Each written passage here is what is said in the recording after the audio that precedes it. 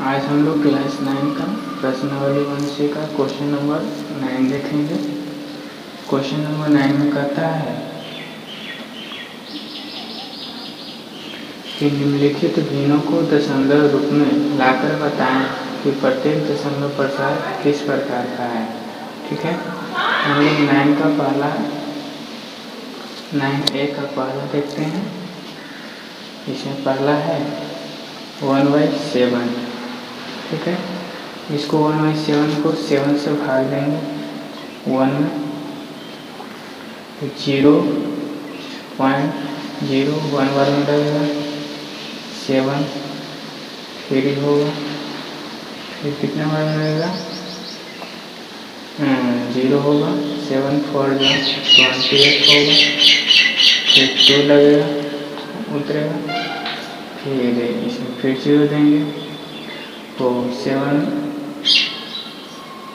2 14 होगा, 0 में से 4 गया 6 होगा, और 2 में से 1 कट गया, फिर 0 होगा, 8 7 56 होगा, 4 होगा, 0, फिर लगेगा 7 5 35,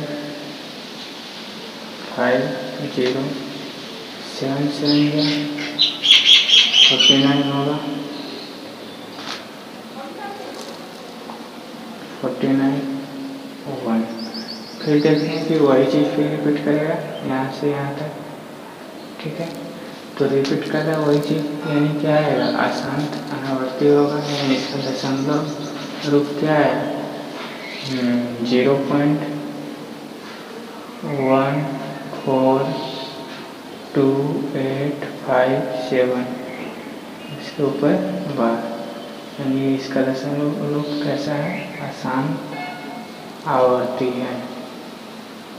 कैसा है अशांत आवर्ती। अब हम लोग इसका सेकंड देखते हैं। सेकंड में है 3/13। इसमें 13 से फिर 3 में डिवाइड देंगे तो 0.026 होगा, 4, फिर इसमें लगेगा कितना बार में 0, फिर 3 बार में लगेगा 39, 1 0 नहीं लगा, फिर यहाँ 0 देंगे तो 0 देंगे, 7 बार में, इसमें 10 में से 1 गया 9, फिर 0 देंगे, 6 बार में 78 लगेगा,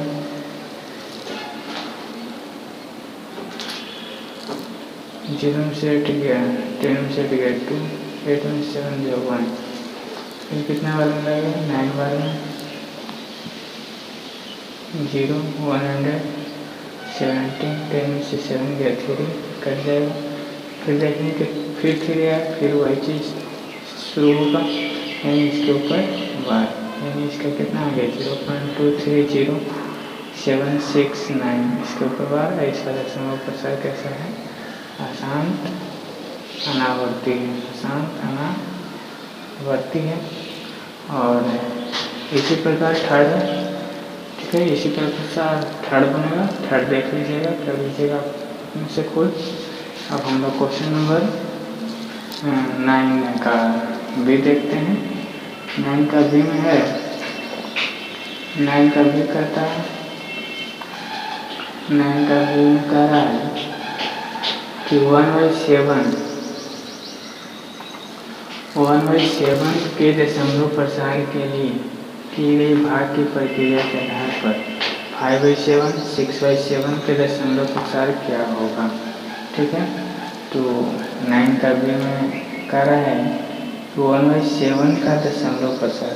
तो हम लोग पिछली वीडियो में देखे थे क्वेश्चन नंबर 7 इसी चैप्टर का, तो 6 क्वेश्चन नंबर 6 देखे थे।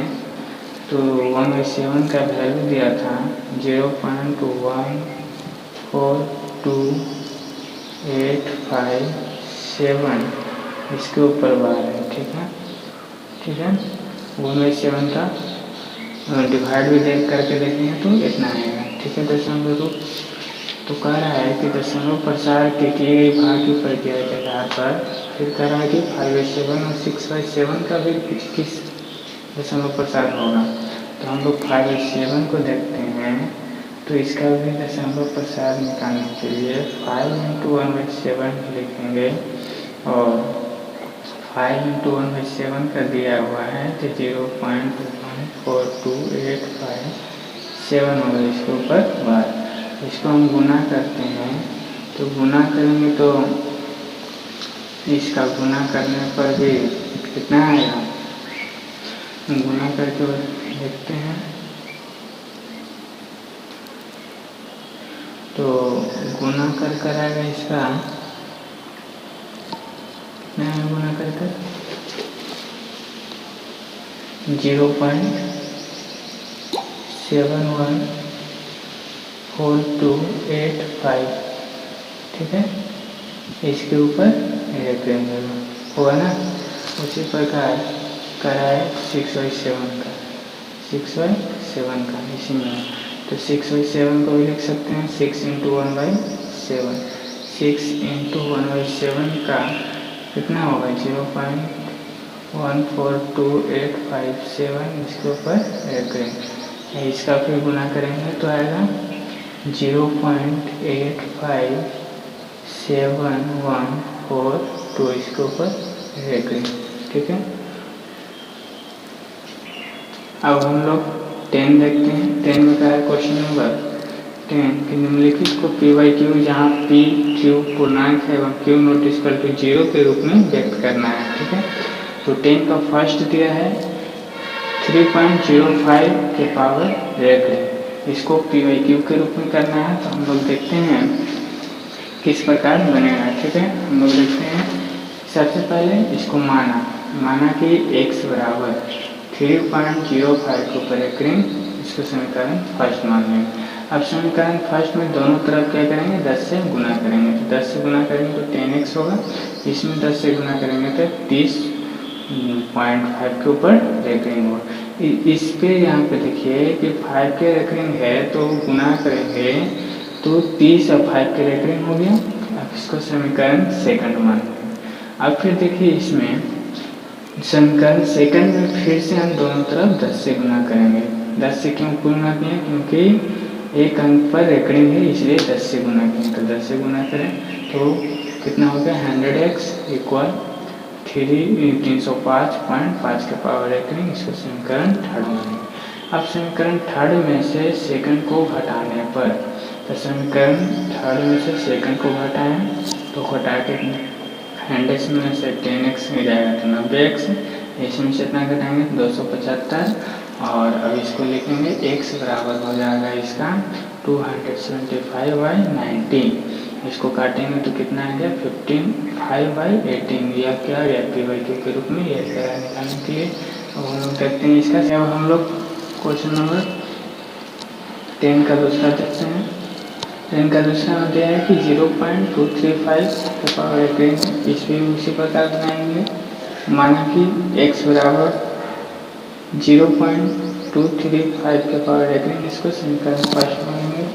समीकरण फर्स्ट में दोनों तरफ 10 से गुना करने पर इसमें 10 से गुना किए रहेंगे तो ऐसा होगा समीकरण सेकंड। और समीकरण सेकंड में भी दोनों तरफ इसमें 100 से गुना किए हैं क्योंकि इसमें 2 अंक पर रेकरिंग है इसलिए 100 से गुना किए। 100 से गुना करेंगे तो 1000 होगा, इसको गुना करेंगे इतना होगा। और उसी प्रकार फिर समीकरण थर्ड में सेकंड को घटाने पर तो घटाएं।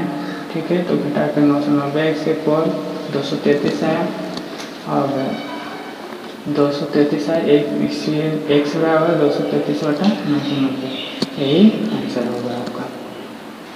अब हम लोग 10 का थर्ड देखते हैं। 10 का थर्ड में दिया है 0.24 के पावर रेकरिंग, इसको उसी प्रकार माना कि x बराबर 0.2 के पावर रेकरिंग, इसको समीकरण फर्स्ट मानेंगे। इसमें एक अंक के पावर रेकरिंग है तो इसमें समीकरण फर्स्ट में दोनों तरफ 10 से गुना करेंगे और 10 से गुना करने पर इतना आएगा। ठीक है, और इसको 10 से गुना किए इस पर कि 2 इस साइड आ जाए। ठीक है, और इसमें फिर समीकरण सेकंड में दोनों तरफ 10 से गुना करेंगे, क्योंकि एक अंक पर एक ऋण है तो 10 से गुना किए तो 100x इक्वल 24.4 के पावर एक ऋण। इसको समीकरण थर्ड मानेंगे। समीकरण थर्ड में से सेकंड को घटाने पर घटाएँ 90x बराबर 22 आया। ठीक है, 2 से 4 गए 0 होगा, 4 में 2 गया 2 और 2 से 2 गया 2 बचेगा। ठीक है, तो 90x बराबर 22 तो x बराबर हो जाएगा 22/90। इसको काटेंगे 11/45, आंसर हो गया। अब हम लोग देखते हैं 10 का क्वेश्चन नंबर 4 देखते हैं। ठीक है, क्वेश्चन नंबर 4 में है कि 1.2 के पावर रेटिंग है, 2 के पावर रेटिंग है। इसमें माना कि x बराबर समीकरण फर्स्ट में दोनों तरफ 100 से गुना किए, क्योंकि इसमें 2 के पावर रेटिंग है तो 100 से गुना करने पर तो 100x हो गया। इसमें समीकरण सेकंड हो गया। अब समीकरण सेकंड में से फर्स्ट को घटाएं तो कहिएगा कि सर उसमें समीकरण सेकंड को भी गुना करते थे। तो हम लोग यहाँ पे देखें कि जो इधर पॉइंट के बाद वाला जो है दोनों सेम आ गया। समीकरण फर्स्ट और सेकंड दोनों को सेम करने के लिए हम उसको गुना करते हैं कि रेटिंग है जो पॉइंट के बाद है जितना पर उसको सेम करने के लिए। तो समीकरण फर्स्ट और सेकंड को घटाते हैं तो घट के आया इतना, तो x बराबर 126/99। इसको काटें 14/11 है। ठीक है, अब हम लोग क्वेश्चन नंबर 11 देखें। क्वेश्चन नंबर 11 में कह रहा है कि √2 और √5 के बीच पहला 1 परिमेय संख्या और दूसरा 2 परिमेय संख्या। तो इसको हम लोग को निकालने के लिए √2 का मान और √5 का मान पता होना चाहिए। ठीक है, तो हम लोग देखते हैं क्वेश्चन नंबर 11। तो क्वेश्चन नंबर 11 कह रहा है कि √2 और √5 के बीच 1 परिमेय संख्या और 2 परिमेय संख्या कह रहा है। ठीक है, तो √2 तो इसको हम भाग विधि द्वारा इसका मान निकालते हैं। ठीक है,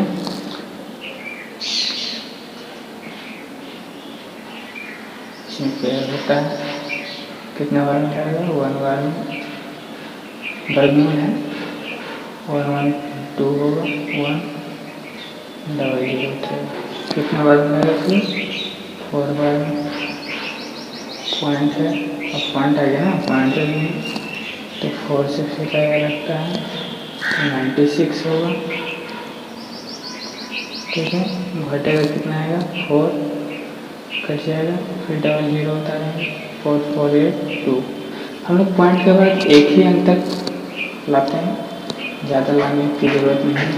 ठीक है, तो इसका आ गया 1.4 और अब √5 का निकालते हैं तो 5 पॉइंट हमको एक ही अंक तक चाहिए तो एक ही लेते हैं।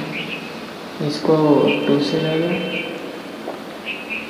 2 2 4 2 2 जा 4 1 0 लेगा लगता है 2 बार में रहेगा 0.224 यहाँ पे 4 होगा, कितना होगा यहाँ पे 84 होगा 16 घट के आएगा। ठीक है, 16 इसका भी आ गया 2.2। अब हमको निकालना है इसके बीच परिमेय संख्या। ठीक है, तो ए में है एक परिमेय संख्या, एक परिमेय संख्या तो 1.4 और 2.2 के बीच एक परिमेय संख्या तो 1.5 हो सकता है। और अगला देखिए बी में कह रहा है 2 परिमेय संख्या, 2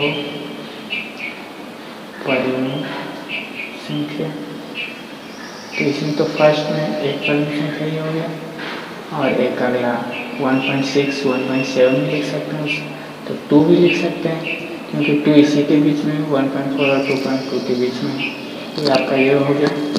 ठीक है, अब हम लोग क्वेश्चन नंबर 12 देखते हैं। क्वेश्चन नंबर 12 में कह रहा है 1.7 और 2/7 के बीच एक अपरिमेय संख्या ज्ञात करें। ठीक है, तो क्वेश्चन नंबर 12 में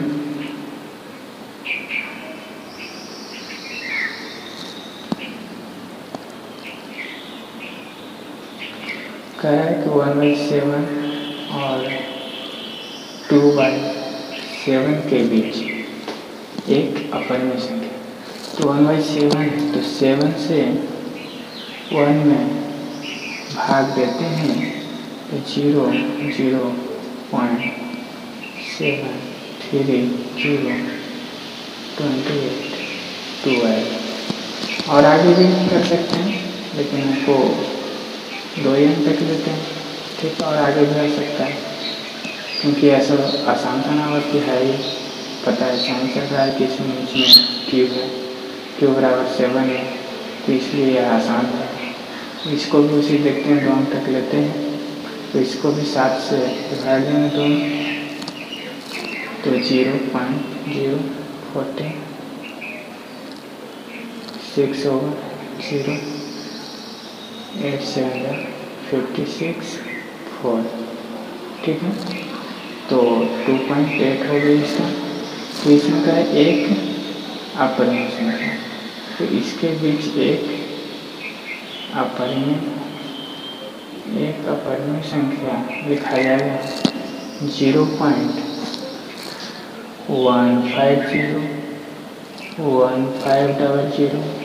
1500 इसी प्रकार और कुछ भी लिख सकते हैं 0.160 1600, क्योंकि इसी के बीच में सब है, और कुछ भी परिमेय संख्या लिख सकते हैं आप लोग। ठीक है, अब देखते हैं क्वेश्चन नंबर 13।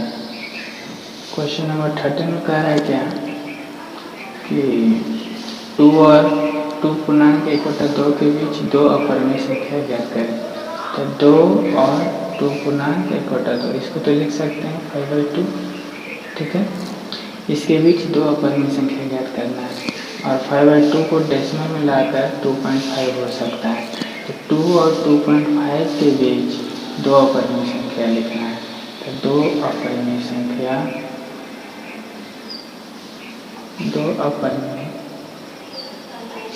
होगा 2.1000 इसी प्रकार और आगे बढ़ेगा 140 150 इसी प्रकार से आसान तनावर्ती होता है। उसी प्रकार और लिख सकते हैं 2.20 200 200। ठीक है, इसी प्रकार और कुछ भी हो सकता है। और अब हम लोग क्वेश्चन नंबर 14 देखते हैं। क्वेश्चन नंबर 14 में कह रहा है कि √5 का मान शुद्ध 2 दशमलव अंकों तक निकालें। ठीक है, 2 दशमलव अंक तक शुद्ध। तो √5 का वर्ग आगे निकालते हैं वर्गमूल। तो 2 अंकों तक का है तो 2 अंक तक लेंगे। ठीक है, 2 से लेंगे 4 100 फिर 2 84 16 00 अब लगता है कितना से लगेगा, 3 से लगेगा। तो 33643। ठीक है, और इसमें 1329 होगा, हट करेगा 271। ठीक है, और कह रहे कि इसका मान शुद्ध 2 दशमलव अंकों तक निकालना है, शुद्ध 2 दशमलव अंक। तो इसमें शुद्ध निकालने के लिए जो लास्ट 3 है इसमें 1 बढ़ाकर लिख देते हैं, तो वही क्या होगा, शुद्ध दशमलव अंक होगा। अगर यहाँ पे 5 रहता तो 6, यानी शुद्ध दशमलव अंक वर्ड लिखने के लिए कहे तो 1 बढ़ाकर लिख देते हैं। उसी पर अब 15 क्वेश्चन नंबर देखते हैं। 15 में भी कह रहा है √6 का मान शुद्ध 2 दशमलव अंकों तक 1 दशमलव अंक तक निकालें। तो √6 का भी उसी प्रकार लिखते हैं 6.00। तो 1 अंक तक का रहा है तो 1 ही है, इसमें फिर 2 से लगेगा 2 2 4 2 2 4 200, इसमें कितना से लगेगा, 4 से लगेगा, 0.4, 176 आएगा, घट कर कितना आएगा 24। ठीक है, इसको भी उसी प्रकार शुद्ध 2.5 तक 2.5 होगा, क्या आएगा 2.5 होगा। इसी प्रकार हमारे चैनल पर बने रहें और हम लोग चैप्टर बाय चैप्टर क्लास 9 का सॉल्यूशन देखेंगे। ठीक है, और हमारे चैनल पर नए हैं तो हमारे चैनल को सब्सक्राइब करें। धन्यवाद। और हमारे चैनल पे कमेंट शेयर जरूर करें जैसा आपको वीडियो लगे।